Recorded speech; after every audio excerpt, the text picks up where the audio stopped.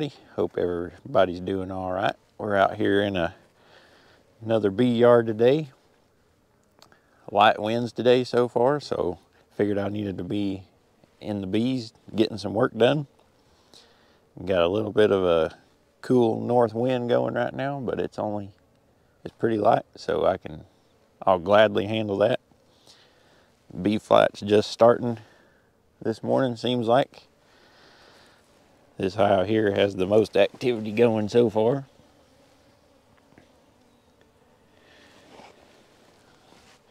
But what I'm out to do today is more viability checks. Make sure they got a good laying queen in there. And then probably be adding on some more pollen patties, and then we'll also be sticking in some Apivar mite strips. So what that has to deal with is the honeybee has a pretty problematic parasite known as the varroa mite. Depending on who's watching, you may know all about it or you may know nothing about it. I don't know. But they're a tiny little mite that feeds on the honeybees and their larvae.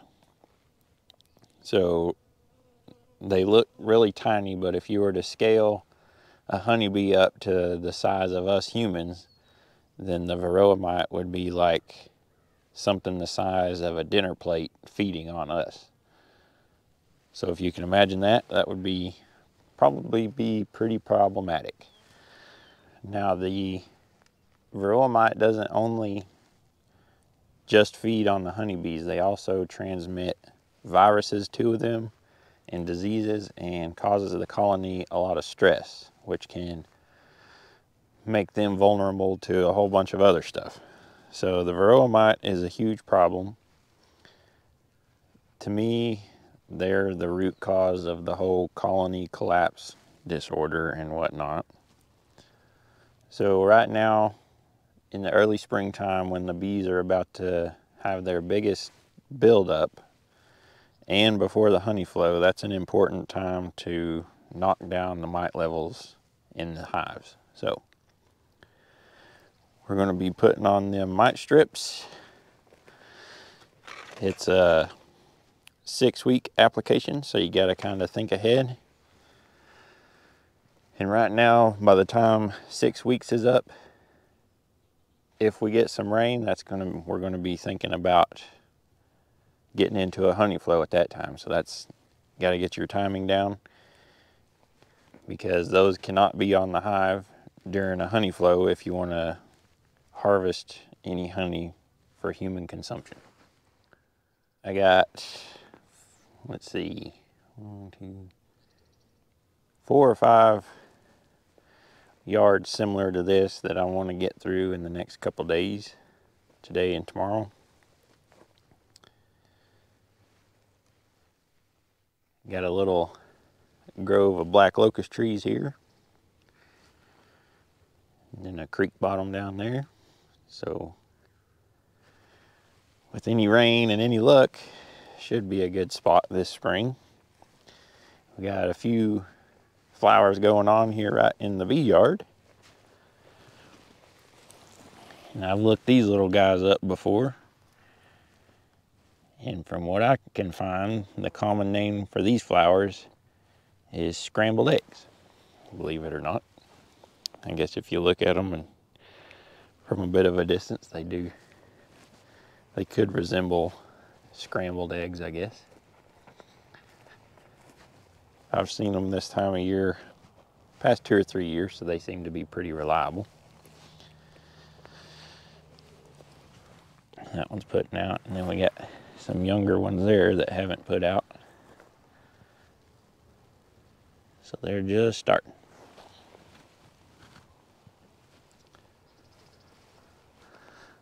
So I'll about to start getting in the bees, and I'll bring y'all along. I'm sure there'll be some problems to show y'all, and hopefully a good one to show. So let's get to beekeeping.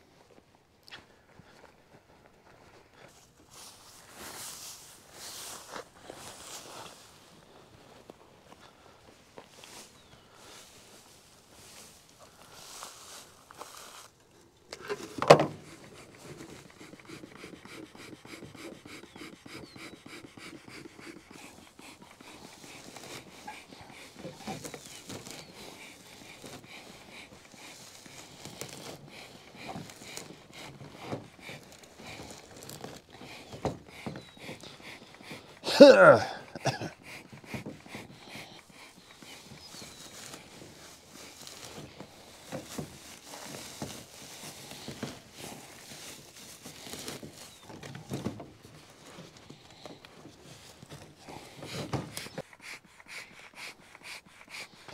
that'll work. All right, I'm into the second hive of the day, and this one's looking, I wanted to show y'all something that's looking really good. So let me get the sun on there. If y'all can see that, all that pollen they have packed in there. If y'all watched the previous bee video, I was talking about real pollen. That's it right there. Got a little bit over here. And then their brood nest right in the middle of all that. Even got some drone brood there, which is a good thing. That's a sign that the bees are feeling good. They're feeling optimistic. They feel like things are picking up. So that is a good sign. I don't know if the camera can pick it up, but there's even a little bit of glistening nectar in some of those cells there. Not very much at all, but just a little bit.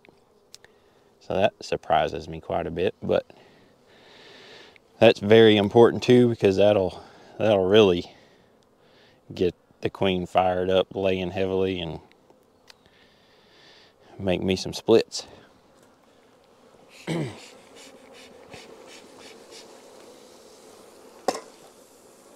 So came upon my first problem, and I said I would show y'all the good and the bad. So here's one bad thing always got to look out for. So if y'all are familiar with what all this is all drone brood. And right now, this time of year, we're mainly looking for worker brood, which is that would be like a, you know, the normal honeybee you think of, the females. But this one has, the laying pattern is all scattered drone brood. So that tells me it's either a drone laying queen or a laying worker. So that makes, the next thing you need to do is to look in all the cells and see if you can see any of the eggs in there. In that frame, I didn't see any eggs. But then the next frame I come to is this one, and it has these two queen cups made on it. So that sets off a red flag. Open these up, and they have multiple eggs laid all over the place inside that cup. So that tells you it's a laying worker hive. The workers, they don't have the natural queen instinct, so they're going to lay multiple eggs in one cell and they'll put them all over the place, whereas a good laying queen, proper queen, she's going to lay one egg per cell, and she's going to put it right in the center down at the bottom. So this hive is no good. I'll either use them to boost a weak one, or I'll just shake them out and use these frames where I need them. All right, so here's another thing that is common to see in the spring. Most people call it a dead out. Come to a hive and there's no bees in it. It's empty. There's a bunch of dead ones on the bottom board there. Now this one specifically, I don't know what the cause was, but I came up here several weeks ago, and something had kind of messed with the lid and kind of propped it up, and it was kind of stuck at an angle, which kind of exposed the inside of the hive, and they were getting robbed out real heavy. I don't know if they had already failed or if they were just small and weak and couldn't defend themselves, but that's that. But silver lining is now I got 2 boxes of frames with empty comb, and that stuff is like gold this time of year, so I'll probably use that up pretty fast. And contrary to this one, or that one I should say, This one is a full box of bees. Tons of drone brood. Looking real healthy. That's the top half. They're doing good enough. I'm not even going to give them a pollen patty. They don't need it. So there's you some good and bad in at one time. All right, I figured I would dig in a hive here from start to finish for you guys. As I've been going, this one right here is probably average for the whole yard, what I've been seeing. They're a little stronger than I thought they would be, but that's a good thing. It's better than the opposite.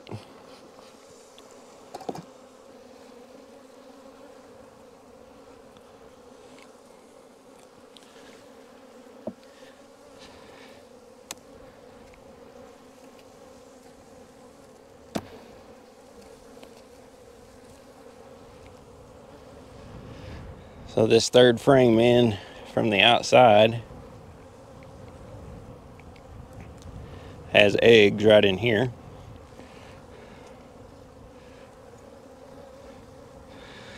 This side has eggs all the way around here. And there's Miss Queenie Weenie right there. So being on an outside frame like this tells me, and all this being freshly laid eggs, she's expanding her nest. So that's a good sign.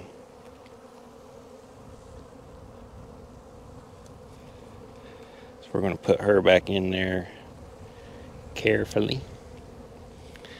And as I'm going through these hives, I'm keeping an account in my head of brood frames. That's all fresh eggs and larvae. I don't know if you can see that. And pollen. Love to see that pollen. And there's some glistening larvae right there. Kind of got the glistening larva in the middle. The larva gets a little younger. And then on the outside there's fresh eggs. So just a really good looking frame. Got some pollen. And then outside of that, just a little bit of fresh nectar.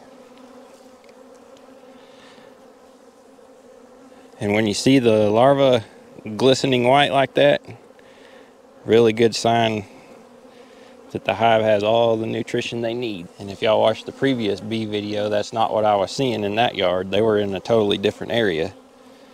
They don't have all the nutrition they need. The difference between these two groups of bees is quite the contrast. So here's a good looking capped brood frame. Another rim of pollen.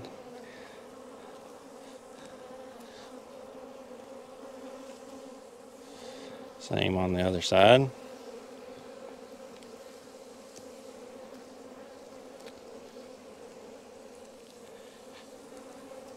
This would make the fourth brood frame up top.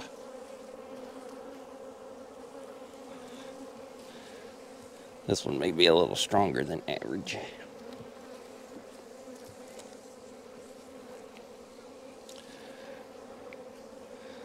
Just starting to cap this side, lots of larvae. Same thing on this side.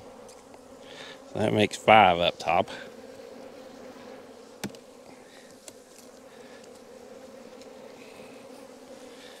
That's pollen and honey, so that'll be the end of the brood nest. So I'm not doing this on every hive. I figured I'd just go through this one completely to show y'all what it looks like and what I'm doing.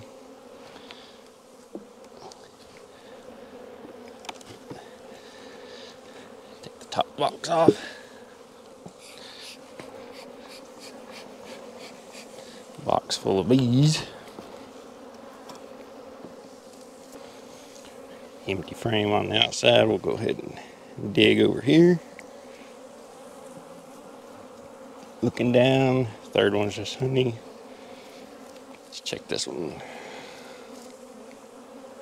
A little bit of fresh nectar, a little bit of pollen. Pretty empty.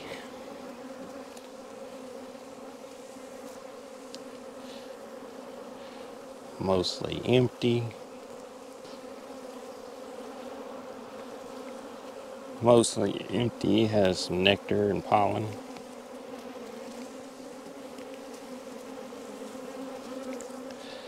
Some nectar, nectar. Man, I'm surprised to see that nectar.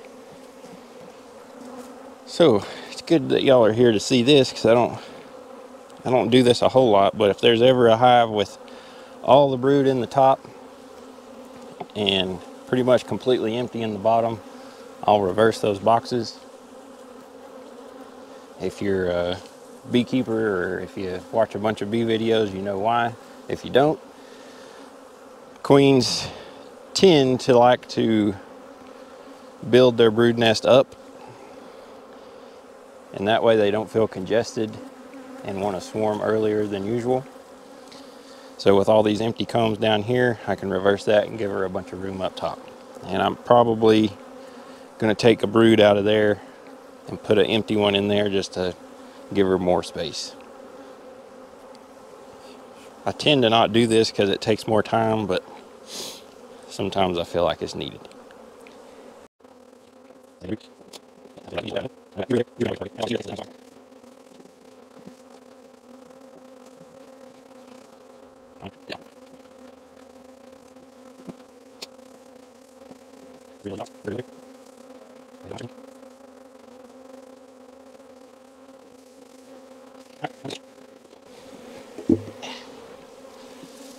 a lot more intensive work today than the last video, because the other day I was in single deep colonies. These are all double deeps. Hefting all these boxes off and on. Hard work.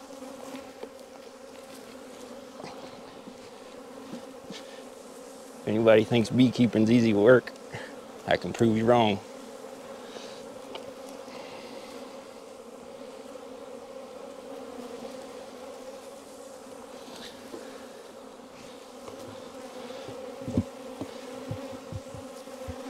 Alrighty. Done with that one. So that's kind of what I've been doing today. And if I go through one similar to that one that's pretty strong, I take out what I think is the excess brood. So like that one had one, and then this one over here had a couple. And I'll carry them with me and I'll donate them to a weaker colony. Those are my two. One's a dead out, one was a laying worker. This one, these two boxes here was another laying worker, but there's plenty of bees in there, so I'm going to shake them out in front of this hive, give them a little boost. So yeah, out of the, let's see here, 28 colonies, I lost 1, 2, 3. If I could do that math in my head, I would. I'll put it up on the screen, show the loss percentage. Yeah, that's what I'm doing.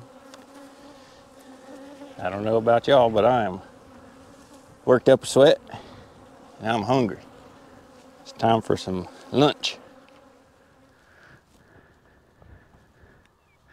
So here's the source, or the major source of the pollen flow right now. These are wild plum thickets.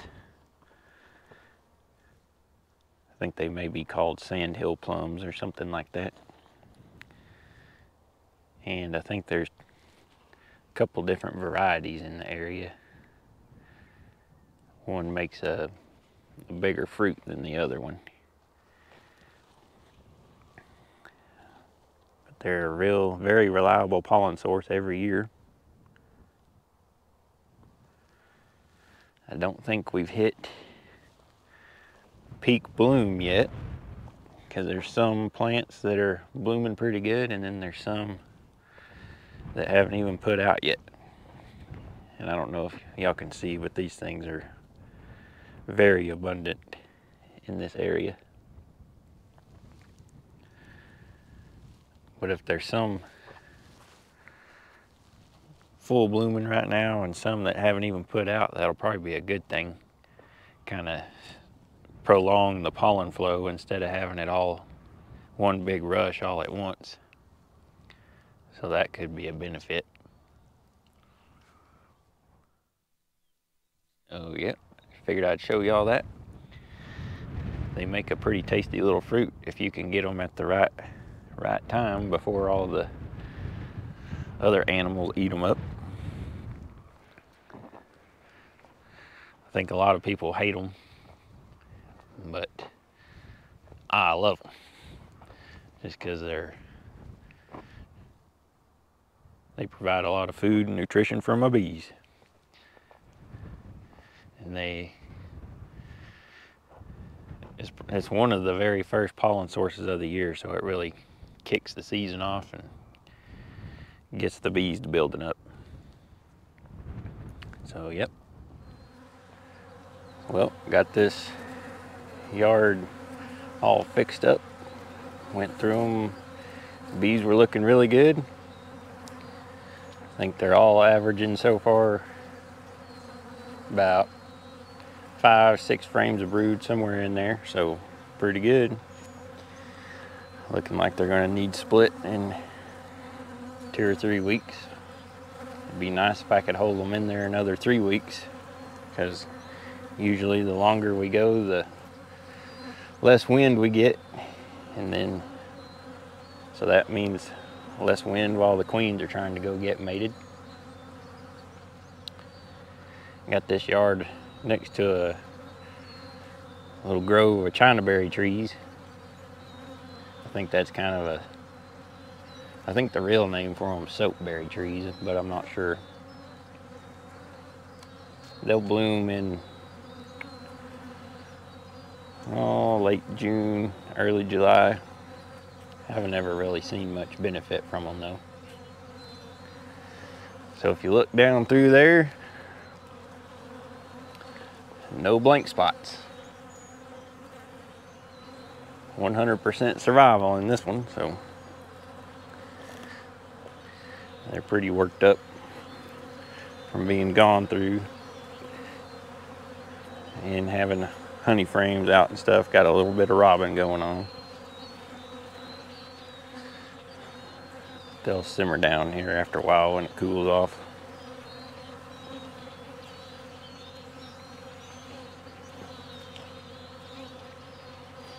Got this group of 4 here. There's 3 white dot queens.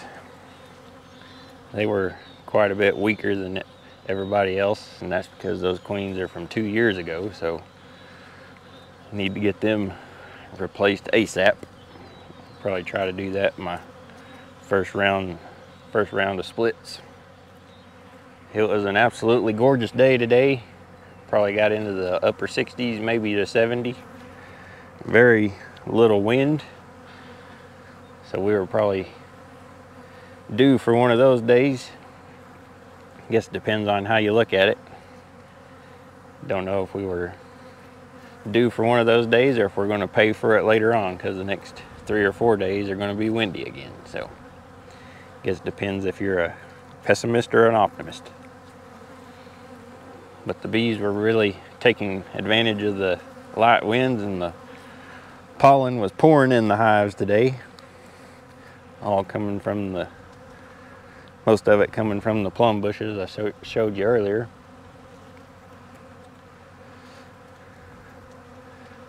It was like a solid stream going in the hives. You can see it in the combs too. They're starting to pack it in there, which is good. And I pretty much stopped. Yeah, I did stop. Went through about 8 hives at the first yard, and I quit putting on pollen patties. They don't need them. And I don't need to give them any extra stimulus to swarm, so I only gave the weaker colonies a pollen patty. Maybe if they had only 3 frames of brood or something, I'd give them one. So that pretty much sums up the day for me. Hope y'all enjoyed the video today, and if y'all stuck around to the very end, thank you very much, and we'll see you on the next one.